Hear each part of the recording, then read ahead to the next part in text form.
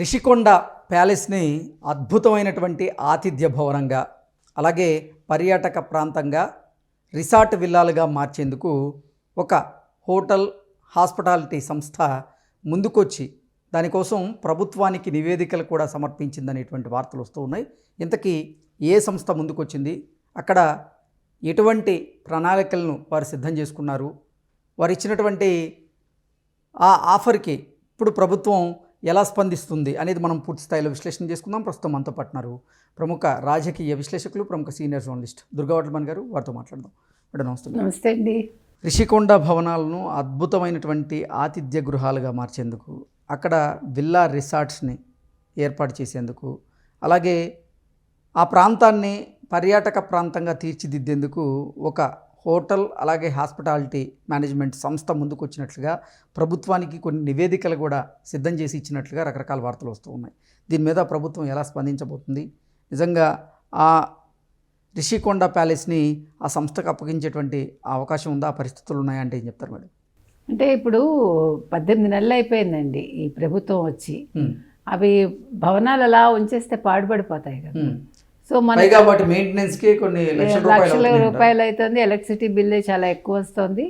So మరి వాటన్నిటిని recovery చేయాలి కదా. అంతకుముందు నెలలా కొన్ని కోట్లు వచ్చే అవన్నీ కూడా వాళ్ళు కూలగొట్టేసి ఇది కట్టి, సో మొత్తానికి అక్కడ ఈయన ఉందామని అనుకున్నారు కదా జగన్మోహన్ రెడ్డి. సో అది ఎటు కాకుండా అయిపోయింది ఆయన ఎలక్షన్స్లో ఓడిపోవడంతో. అందుకని ఒక మంత్రివర్గ ఉపసంఘాన్ని వేశారు. ఇప్పుడు మంత్రివర్గ ఉపసంఘం పిలుపు మేరకు ఇప్పుడు ఎవరెవరు వచ్చారంటే ముందుకి టాటా కన్సల్టెన్సీస్ తరఫున వాళ్ళు ఏం చేశారంటే టాటా ఎంటర్ప్రైజెస్కి చెందిన అట్మాస్ఫియర్ కోర్ హాస్పిటాలిటీ గ్రూప్ అన్నమాట. వాళ్ళు హాస్పిటాలిటీ అంటే అదే ఇప్పుడు వచ్చిన వాళ్ళకి వసతులు చేకూరుస్తారు కదా అట్లా.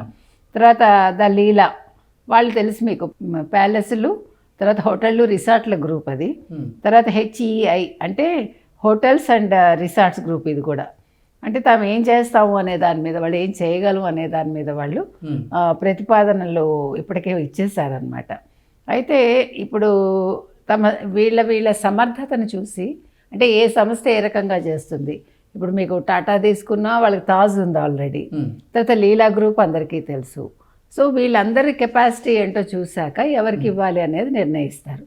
అయితే వీళ్ళు ఏం చేస్తారు, ఏమేమి ఇచ్చారు వీళ్ళ ప్రతిపాదనలను తీసుకుంటే మనం, మీకు తెలుసు హైదరాబాద్లో మనకి ఫలక్నుమా ప్యాలెస్ ఏదైతే ఉందో దాన్ని ఇది అంటే పాడవకుండా, సహజత్వం కోల్పోకుండా దాన్ని వాళ్ళు ఏ రకంగా ఇప్పుడు వినియోగిస్తున్నారో అందరికీ తెలుసు. చాలా మంచి ఇన్కమ్ అనేది బాగా జనరేట్ చేస్తుంది ఇప్పుడు. సో అదేవిధంగా ఈత కొలలతో సహా విల్లాలు, స్పా, యోగా సెంటర్లు, ఇవి టాటా ఎంటర్ప్రైజెస్ ఇచ్చిన సూచనలు అన్నమాట. తర్వాత కన్వెన్షన్ బ్లాక్, కళింగ అంటే మాడ్యులర్ సమావేశ మందిరాలు, భోజన హాళ్ళు, తర్వాత సమావేశాలు నిర్వహించుకోవటానికి ఇతర ప్రజా అవసరాలకు కూడా దీటుగా వాళ్ళు ఇచ్చిన ప్రతిపాదనలు ఉన్నాయి.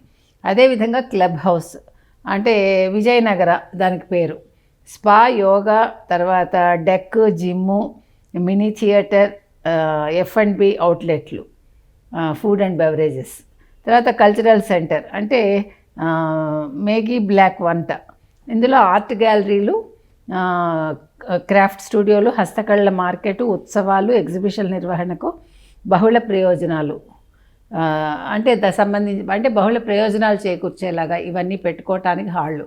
అంటే ఎవరైనా వచ్చి వాళ్ళు అక్కడ ఎగ్జిబిషన్స్ పెడతారు కదా, దానికి సంబంధించే విధంగా. తర్వాత వేంగి బ్లాక్ 2, వేంగి అని ఎందుకు పెట్టారు మనకు తెలుసు, వేంగి రాజులు మనని పరిపాలించారు. సో వేంగి చాళుక్యులు యాక్చువల్లీ. సో న్యాచురల్ హిస్టరీ గ్యాలరీలు, చరిత్రకు సంబంధించిన ఆర్కైవ్లు, రొటేటింగ్ ఎగ్జిబిషన్ల ఏర్పాటుకు అనువుగా ఉంటుందట. సో ఇక్కడ వీళ్ళు తీసుకున్నది ఏంటంటే, ఒకటి విజయనగర సామ్రాజ్యానికి సంబంధించిన పేరు ఒకటి, తర్వాత వేంగి చాళుక్యులకి సంబంధించిన పేరు ఒకటి.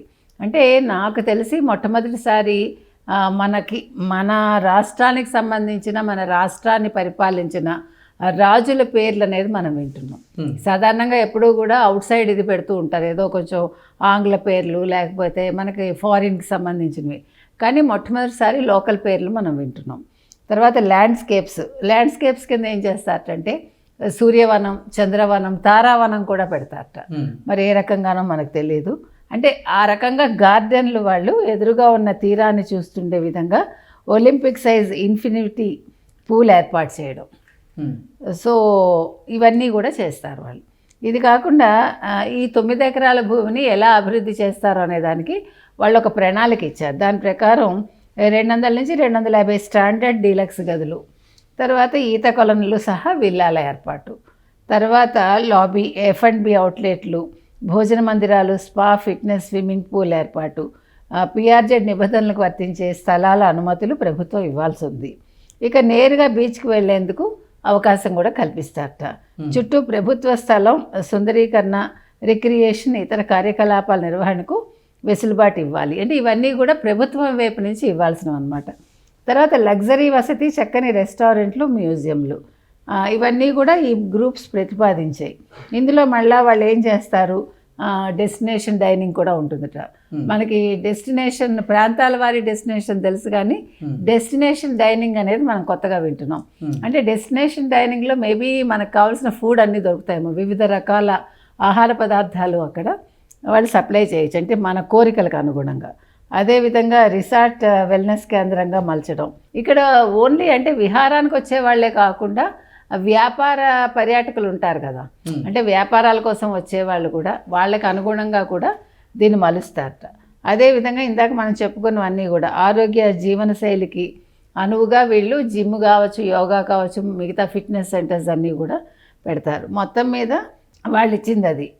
అయితే లీలా గ్రూప్ సూచనలు ఏంటంటే, ఇందాక మనం చెప్పుకున్నట్టుగా అత్యంత విలాసవంతమైన వసతితో మన వారసత్వాన్ని ప్రతిబింబించే ప్రత్యేక కేంద్రాలుగా మలచడం, మరపురాని అనుభూతిని ప్రీమియం ధరల్లోనే అందించేలాగా. అంటే రేట్లు కూడా వాళ్ళు అక్కడ ప్రీమియం ధరలు అని చెప్పారు. సో వాళ్ళు అందరినీ అట్రాక్ట్ చేయడానికి మేబీ మరీ హై లెవెల్ కాకుండా మరీ లో లెవెల్ కాకుండా వయా మీడియాగా పెడతారు. సో అది కూడా మంచి ఆలోచనే. తర్వాత బహుళ మార్కెట్ వ్యూహం, అల్ట్రా లగ్జరీ వినోద విభాగాల అవసరాలను తీర్చే విధంగా 9 ఎకరాల లగ్జరీ రిసార్ట్స్ను తీర్చిదిద్దడం, తద్వారా ఆక్యుపెన్సీతో పాటు బ్రాండ్ విలువ పెంచుకోవటం, అంటే ఎక్కువ మందిని ఆకర్షించడం. At the same time Leela group అంటే చాలా బాగుంటుంది, they will do everything, they will give us everything అనే ఒక ఫీల్ వచ్చేలాగా బ్రాండ్ ఇమేజ్ పెంచుకోవటం అన్నమాట. తర్వాత వాణిజ్యపరమైన అవకాశాలను పెంచుకోవడంతో పాటు మార్కెట్లో ఒక ప్రత్యేక ప్రాంతంగా తీర్చిదిద్దడం. ఇదే విధంగా వీళ్ళు మొత్తం ఆర్ట్స్ సంబంధించి క్లబ్ని తలపించేలాగా ఇలాగ, అంటే ఒక్కొక్కళ్ళు ఈ 3 గ్రూపులు కూడా ఒక్కొక్కళ్ళు ఒక్కొక్క రకంగా మేము ఇది చేస్తామని చెప్పడం జరిగింది. సో మరి దీని మీద అంటే కూటమి ప్రభుత్వం ఎలా స్పందించబోతుంది? మొత్తం 1517 స్పందనలు వచ్చాయట వాళ్ళ దగ్గర నుంచి. సో అంటే 1517 స్పందనలు వచ్చాయి. సో రుషికంఠ భవనాలను ఎలా వినియోగించుకోవాలో ప్రతిపాదన సమర్పించాలని ప్రభుత్వం ఇంతకుముందు ఆహ్వానించింది కదా. సో మొత్తం ఈ 1517 ప్రతిపాదనల్లో వాటిలో 250 ప్రతిపాదనల్లో మాత్రం వీటిని ఎలా తీర్చిదిద్దాలో, ఎలా ఉపయోగించుకోవచ్చో ఉన్నాయట. మిగిలిన 1267 మంది ఈమెయిల్స్ పంపినా స్పష్టంగా ఎలా వినియోగించుకోవచ్చో వాళ్ళు చెప్పలేదట. సో ఈ 3 గ్రూప్సే కాకుండా ప్రభుత్వం ఆల్రెడీ మీ సలహాలు సూచనలు ఇవ్వండి అన్నారు కదా. సో అందులో వెరీ ఫ్యూ, ఇగో ఈ రకంగా చేయొచ్చు, ఈ రకంగా చేయండి అని ఇచ్చారట. సో ఇవన్నీ కలగలిపి చేస్తారా, లేదు 3 గ్రూపులకి ఇస్తారా, ఇంకా ఏమైనా ఎక్స్పాండ్ చేస్తారా, ఎంత దీని మీద ఎలాంటి నిర్ణయాలు తీసుకుంటారో అనేది మనం వేచి చూడాలి. Okay madam, thank you so much.